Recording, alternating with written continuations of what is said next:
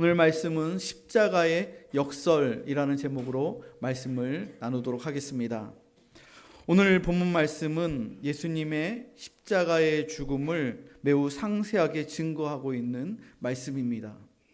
예수님의 삶의 절정은 무엇보다도 십자가의 죽음입니다. 예수님의 삶의 강조점은 죽음에 있었습니다. 이와 대조적으로 위대한 사람들의 인생에 대한 강조는 항상 살아있을 때의 삶을 강조합니다.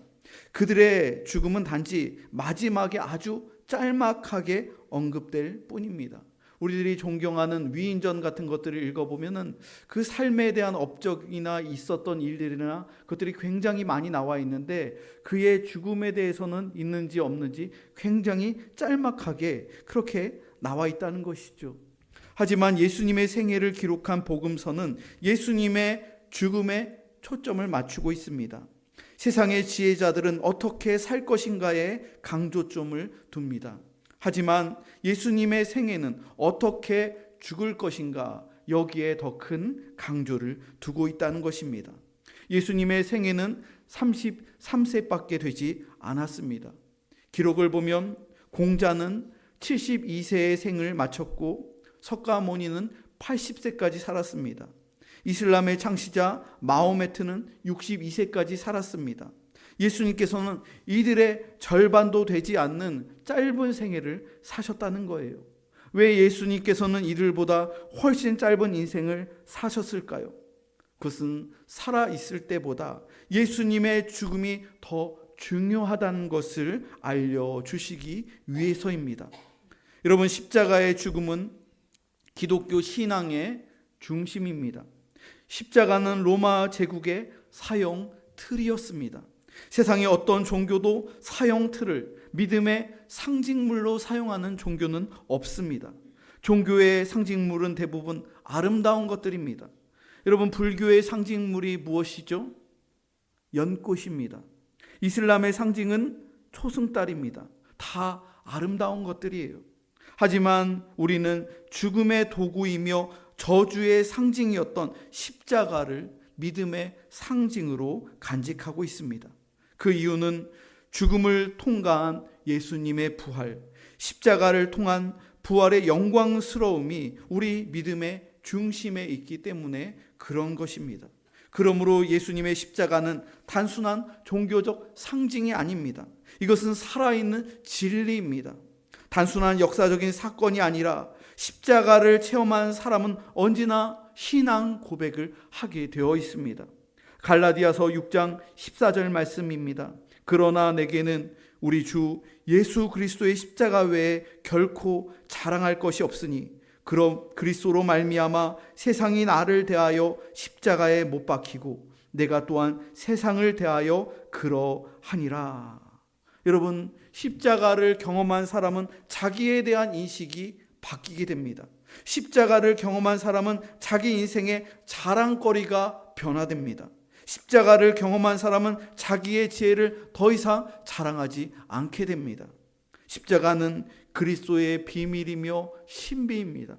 하나님께서 은혜를 비춰주셔야만이 십자가의 그 신비를 부분적으로나마 아주 조금이나마 우리가 그 십자가의 비밀을 깨달을 수 있다는 것입니다. 인간의 지혜나 지식으로는 십자가는 미련한 것이 됩니다. 세상 철학과 세상 관점으로 봤을 때 십자가만큼 어리석은 것도 없습니다. 하지만 십자가를 통하지 않고서는 하나님이 어떠한 분이신지를 우리는 알 길이 없음을 알아야 합니다. 십자가 안에서 보여주신 하나님은 어떠한 분이십니까? 하나님께서 하나님의 전능하신 능력을 십자가의 연약함을 통하여 십자가의 죽음을 통하여 하나님의 전능하신 능력을 세상과 우리에게 알려주셨습니다. 하나님의 무한하신 지혜와 측량할 수 없는 사랑을 세상 사람들이 어리석게 여기고 거리끼는 십자가에서 보여주셨다는 거예요. 이것이 십자가의 역설이며 십자가의 신비입니다. 성경의 진리를 보면 많은 진리들이 역설적인 형태로 주어졌습니다. 예수님은 누구든지 자기 생명을 잃고자 하면 얻을 것이요 얻고자 하면 잃을 것이라고 말씀하셨습니다. 이것이 바로 역설입니다. 누구든지 낮아지고자 하는 자는 높아지고 높아지고자 하는 자는 오히려 낮아질 것이다. 이것도 역설의 진리입니다. 오늘 본문의 상황이 다 역설의 상황입니다. 빌라도에 의해서 사형 언도를 받고 유대 지도자들과 로마 군병들과 지나가는 모든 사람들에 의해서 예수님께서 조롱과 모욕을 당하시고 또 숨을 거두시는 이 장면 모두가 우리가 이해할 수 없는 매우 역설적인 상황이라는 거예요. 복음서 기자들은 십자가에 못 박혀 죽어가는 마지막 몇 시간 동안 예수님을 향하여 끊임없는 모욕과 조롱이 가해졌던 것을 매우 집중적으로 보도하고 있습니다. 아무리 중한 죄를 지은 죄인이라 할지라도 사형 집행이 이루어지는 그 과정 속에서 최후의 몇 시간을 엄숙하게 보낼 수 있도록 인권적인 차원에서 배려하는 것이 인륜이며 천륜입니다. 사형을 앞둔 사형수에게 몇 시간 동안 교도관들이 모욕을 하고 조롱하는 경우는 없습니다. 그런데 예수님이 마지막 가시는 십자가의 여정 중에 그리고 십자가에 못 박혀 숨을 거두시는 그 마지막 순간까지도 모욕과 조롱이 계속 이어졌다는 거예요. 어쩌면 예수님이 유대인 법정에서 사형이 언도되어 집행되었더라면 돌에 맞아서 죽기 때문에 이런 모욕과 또 조롱받는 시간이 없었을지도 모르겠습니다. 유대의 율법에 의해서 돌에 맞아 죽는다면 신속하게 사망하기 때문에 이런 모욕과 또 조롱을 당할 필요가 없는 것이죠. 하지만 그 당시 유대에는 사형 집행권이 없었습니다. 그래서 로마 법정에 서시고 로마 방식의 십자가형에 언도된 것입니다. 거기에서 못 박히면서 오랜 시간 동안 거의 6시간이 넘는 그 시간 동안 매달리면서 그 가는 과정 속에서 계속 수치를 당하시고 욕을 당하시고 또 모욕을 당하신 거예요. 로마 방식으로 사형이 집행되었기 때문에 이러한 모욕과 조롱의 시간을 감내하셔야 했고 또 이러한 과정을 통해서 순환당하시는 메시아의 예언이 역설적이게도 성취되었다는 거예요. 이사야 53장 5절 말씀을 보면 그가 찔림은 우리의 허물 때문이요 그가 상함은 우리의 죄악 때문이라. 그가 징계를 받음으로 우리는 평화를 누리고 그가 채찍에 맞음으로 우리는 나음을 받았도다. 로마 제국이 내린 사형 집행에 의해 이사야 예언의 말씀이 성취되었다는 거예요. 하나님께서는 유대 지도자들의 시기심과 로마 군인들의 잔인함과 포악함과 그리고 빌라도의 비겁함과 군중들의 무지함 등 이 모든 것들을 다 사용하셔서 하나님의 선을 이루신 거예요. 예수님께서 재판을 받으시며 십자가에서 숨을 거두시는 순간까지 조롱과 모욕이 계속 이어졌습니다. 그런데 이들이 뱉은 그 어리석은 말들을 통하여서 예수님이 누구신지, 예수님이 왜 이 땅에 오셨는지, 예수님이 어떠한 분이신지 이 모든 진리들이 역설적이게도 다 그 십자가 과정 속에서 다 밝혀졌다는 거예요. 성경에 나타난 십자가의 첫 번째 역설은 예수님을 유대인의 왕이라고 조롱한 것에서 진리가 밝혀졌습니다. 예수님께서는 만왕의 왕이시며 만유의 주가 되십니다. 26절 말씀에 보면 그 위에 있는 죄패에 유대인의 왕이라 썼고 이 죄패를 통해서 예수님의 십자가 형태가 T자형이 아니라 그 머리에 하나가 더 있는 십자가형이라는 것을 우리는 알 수가 있습니다. 로마의 대부분의 십자가는 T자였습니다. 머리가 없는 거예요. 그런데 예수님께서는 그 십자가형을 당하실 때 그 머리에 죄패를 붙였다는 거예요. 이 죄패는 이 사람이 죽어야만 하는 그 이유를 기록할 때 죄패를 붙였다고 합니다. 대개 그 죄패는 간혹 가다가 정말로 그 죄가 무거운 사람들에게 더 하나 죄패를 붙였는데 그 죄패에 반역자, 살인자 이렇게 대부분 썼다고 합니다. 그런데 빌라도는 이 죄패에 유대인의 왕이라고 썼다는 거예요. 요한복음 19장 19절을 보면 더 자세히 나와 있는데 빌라도가 패를 써서 십자가 위에 붙이니 나사렛 예수 유대인의 왕이라 기록되었더라. 이렇게 증거하고 있어요. 산에 들린 공회원들은 빌라도에게 절대로 그렇게 쓰면 안 된다고 항변했습니다. 따졌습니다. 그 앞에 유대인의 왕이라고 정 쓰고 싶다면 그 앞에 자칭이라고 그 말을 넣어달라고 빌라도에게 요구를 합니다. 하지만 빌라도가 단칼에 거절했습니다. 왜 그랬을까요? 여기에 빌라도의 비열함이 숨겨져 있는 거예요. 대중의 요구에 어쩔 수 없이 굴복하여서 예수를 십자가형에 넘겨주었지만 죄패만큼은 내 마음대로 하고 싶다는 거예요. 예수를 어쩔 수 없이 대중의 눈치를 보며 유대 그 종교 지도자들의 눈치를 보면서 죄가 없는 예수를 십자가형에 내줄 수밖에 없었지만 그 십자가에 못 박힐 때 그 죄패만큼은 내가 너희들을 말을 내가 왜 들소냐 하면서 자기 마음대로 그냥 유대인의 왕이라고 썼다는 거예요. 그렇게 유대인의 왕이라고 쓴 이유는 무엇이냐면 유대인 전체를 모욕하고자 하는 거예요. 자 봐라, 너희들의 유대인의 왕이 지금 처참하게 십자가에서 피 흘리면서 저렇게 죽었다. 너희 유대 나라도 이만큼 얼마나 형편없는 나라냐, 얼마나 무능한 나라냐. 로마 총독이 유대인 전체를 예수를 유대인의 왕이라고 쓰면서 거기서 처형시키며 유대를 다 죽이는 그러한 죄패로 그렇게 쓴 거예요. 하지만 여러분, 이 죄패는 하나님의 전도지가 되었습니다. 역설적이게도 이것이 하나님의 진리를 나타내는 도구가 되었다는 거예요. 이 죄패 당시에 히브리어와 헬라어와 로마어로 예수님의 그 나사렛 예수 유대인의 왕이라고 세 개 언어로 모든 사람들이 지나가면서 볼 때 이분이 나사렛 예수 유대인의 왕이구나, 십자가에서 죽는 그분의 그 죄패를 통해서 다 읽고 알게 되었다는 것이죠. 이것이 바로 하나님께서 죄인들을 구원하시기 위한 전도지로 그 죄패를 십자가에 그렇게 붙이셨다는 것이죠. 십자가에서 죽으신 예수께서 유대인의 왕이시며 만왕의 왕이심을 하나님께서 십자가에서 그렇게 나타내신 거예요. 오늘날 세계 기독교의 모든 성도들은 십자가의 예수님을 만왕의 왕이시오 만유의 주로 믿고 고백하게 된 것입니다. 십자가의 두 번째 역설은 조롱의 언어입니다. 조롱의 내용은 다른 사람들은 다 구원한다는 이가 자기 자신을 왜 구원할 수 없느냐, 십자가에 매달려 죽어가는 그 예수님을 향해서 조롱하는 거예요.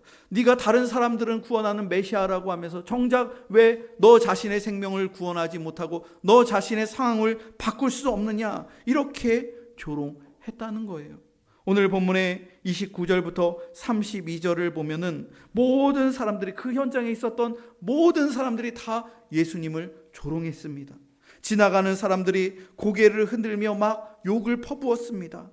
아하, 성전을 헐고 3일 만에 짓겠다던 사람아, 십자가에서 내려와서 내 자신이나 구원해 보아라. 그렇게 조롱했다는 거예요. 대제사장들과 율법학자들도 예수를 조롱하며 자기들끼리 말했습니다. 남을 구원한다더니 정작 자기 자신은 구원하지 못하는구나.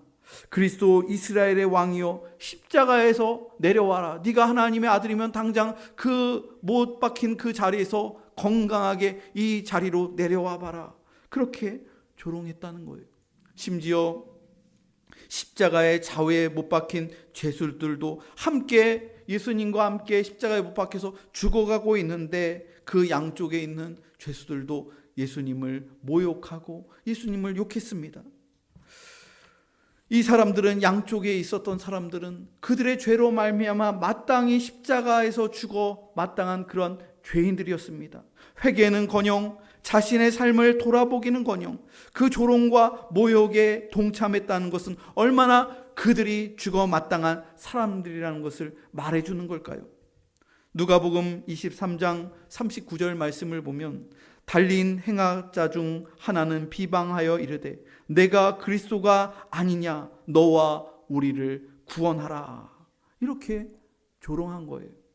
남은 구원하면서 왜 자신은 구원하지 못하느냐고 그 옆에 있는 강도들도 예수님을 조롱하는 거예요. 그런 가운데에서 한 명의 강도의 마음이 점차 바뀌게 되었습니다.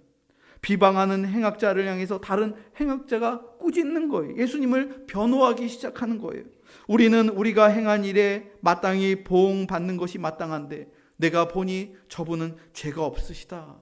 한편의 강도가 예수님을 변호하는 거예요. 그리고 예수님께 회개하며 당신의 나라에 임할 때 나를 기억하옵소서, 이렇게 마지막에 회개의 기도를 하고 숨을 거두게 됩니다.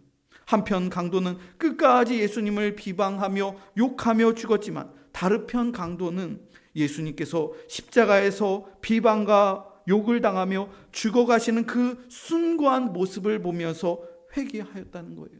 여러분, 이것이 십자가의 역설의 진리입니다.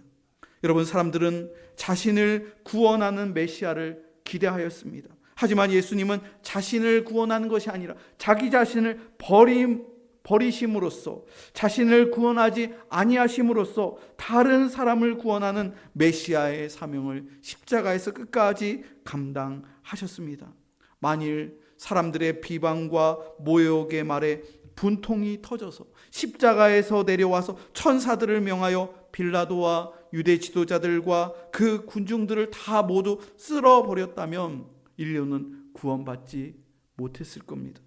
남을 구원한다더니 자신을 구원하지 못하는구나. 이 모욕의 말 그대로 예수님은 자신을 구원하지 아니하심으로써, 오히려 자기를 희생하심으로써 남을 구원하는 진정한 메시아가 되셨습니다. 이제 십자가는 우리에게 어떠한 삶을 요구할까요? 예수님께서는 누구든지 나를 따르려거든 자기를 부인하고 자기 십자가를 지고 나를 따를 것이니라, 이렇게 말씀하셨습니다. 우리는 살기 위해서 마땅히 죽어야 합니다. 우리 자신을 십자가에 못 박음으로써 우리는 살 수 있게 됩니다. 십자가의 역설을 붙잡아야 우리가 살 수 있다는 거예요. 갈라디아서 2장 20절 말씀입니다. 내가 그리스도와 함께 십자가에 못 박혔나니 그런즉 이제는 내가 사는 것이 아니요 오직 내 안에 그리스도께서 사시는 것이라. 이제 내가 육체 가운데 사는 것은 나를 사랑하사 나를 위하여 자기 자신을 버리신 하나님의 아들을 믿는 믿음 안에서 사는 것이라. 여러분, 이것이 십자가의 역설의 삶입니다. 우리가 살아있는데 우리가 사는 게 아니라는 거예요. 왜 우리가 살아있는데 사는 것이 아닐까요? 십자가를 경험한 사람만이 깨달을 수 있는 역설이라는 거예요. 세상은 이 역설의 고백을 이해할 수가 없습니다. 왜 그렇습니까? 우리 예수님이 십자가에 못 박힘으로써 그때 성령이 우리 안에 내주하셔서 우리 안에 새로운 자아를 창조하여 주셨습니다. 그래서 내가 살지만 이제는 내가 사는 것이 아니요 우리 안에 새롭게 된 새로운 자아, 그리스도 예수를 믿는 그 믿음 안에서 우리가 새로운 사람으로 거듭나게 되어서 옛 자아는 죽고 새로운 자아가 되어서 그리스도 안에서 새롭게 살아가는 그러한 신자가 되었다는 것을 여러분 믿으시기를 바랍니다. 여러분, 십자가는 많은 이들이 십자가 하면 자기 자아를 십자가에 못 박는 것이 아니라 나를 힘들게 하고 나를 가슴 아프게 하는 자녀나 이웃을 십자가라고 흔히 그렇게 얘기를 하십니다. 경제적인 어려움이나 나를 힘들게 하는 시어머니를 자기 십자가로 대입하는 성도들도 있습니다. 하지만 그렇지 않다는 거예요. 잘못 해석하고 있는 거예요. 여러분, 십자가는 우리를 부인하는 도구가 되는 것입니다. 우리가 십자가에 못 박히는 거예요. 내가 십자가에 못 박혀야 된다는 거예요. 나를 힘들게 하는 환경이 십자가에 못 박히는 것이 아니라, 나를 힘들게 하는 타인이 십자가에 못 박히는 것이 아니라, 나를 힘들게 하는 직장 상사나 나를 힘들어하는 다른 사람을 십자가에 못 박는 게 아니라, 그 사람이 십자가가 아니라 여러분 자기 십자가를 져야 된다는 거예요. 자기 자신을 부인하고 자기 자신을 십자가에 못 박으라고 주님께서 말씀하셨어요. 여러분, 우리들은 십자가 얘기할 때 타인을 못 박을 때가 참 많은 것 같아요. 그러나 주님께서는 타인이 아니라 예수님께서 자기를 희생하시고 자기가 십자가에서 희생하여 죽으셨던 것처럼 너희 자신을 돌아보면서 나를 따르려거든 자기 십자가를 지고 자기 자신을 부인함으로써 주님과 함께 죽고 주님과 함께 살라고 그렇게 명령하셨음을 기억하시기 바랍니다. 말씀의 결론을 맺겠습니다. 사랑하는 성도 여러분, 오늘은 종료 주일이며 이번 한 주간은 고난 주간입니다. 십자가의 역설의 진리를 묵상하시기 바랍니다. 세상이 어리석게 여기며 비방하고 모욕하는 예수의 십자가, 예수의 이름이 죄악된 세상을 구원한 유일한 이름이며 구원받을 수 있는 유일한 방법임을 믿으시기 바랍니다. 예수님처럼 비방과 모욕과 고난과 박해가 있을지라도 주님께서 걸어가셨던 그 십자가의 길이 영광의 길이며 생명의 길이며 축복의 길인 것을 기억하시기 바랍니다. 세상 방법대로 살고자 하면 영원히 죽을 것이지만 자기를 부인하고 자기 십자가를 지고 주님을 따를 때 영원한 삶과 축복의 삶이 열려 있음을 믿고 주님이 걸어가셨던 그 길을 담대히 믿음으로 따라가는 믿음의 성도들이 다 되시기를 주님의 이름으로 축복합니다.